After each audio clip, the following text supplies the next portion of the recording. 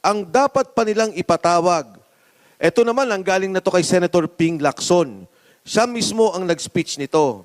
Ang sabi niya, yung pera na sinasabi ni Saldico, mali. Yung perang yon ay delivery ni Adrian Bersamin at saka ni Yusek Traigib Olaybar. At ang sabi nila, yun daw ay 8 billion pesos. Okay. Senator Ping ang nagsabi. At ngayon ko lang po sasabihin, yung 1.2 billion pesos na kay Yusek Traigib Olaybar pa. Alam nyo ho, may dalawa silang armored van nakaparada sa Diamond Hotel. Doon ang delivery, doon ang nag-iipon.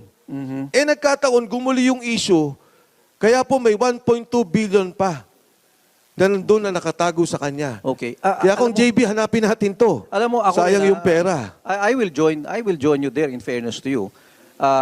That the executive officials, no, those identified with Malacanang under the executive secretary and the DBM have not even been called by, I don't know if they were called by ICI, o kaya by the Blue Ribbon, pero apparently mga sinesentruhan mga legislators lang, and then yung mga DPWH. I would presume na hindi naman you and I, we serve in Congress, alam naman natin hindi marirelease yung pera na yan kahit na may approval ng congressman kung hindi bibigyan ng Malacanang ng approval yan. So, I join you there. Bakit hindi ini-investigate itong mga Traigib na to at saka sila Bersamin dito sa bagay na to? But Kasi kung JB, have you taken any steps para maano sila? Masama na sila doon sa iniimbestiga? meron no, may kaibigan ako, nakausap namin para kay Yusek Adrian Bersamin. Ang maganda dito kasi kung JB, kung totoo yung sinasabi ng Pangulo na wala siyang alam, ito ang pruweba.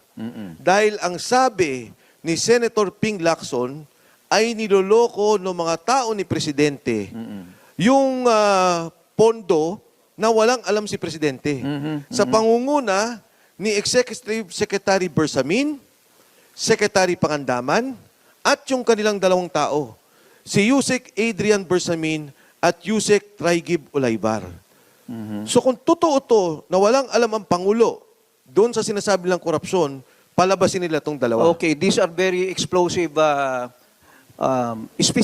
specific matters, And I think if Kong Mike will be able to substantiate this with people who have direct personal knowledge about them, siyempre, I would surmise na second-hand pa yung information mo, Kong Mike, dahil sigurado yan, may nagsabi sa'yo, but since you are exposing them now to the media publicly, means only that you have confidence and trust on these people who told you about that.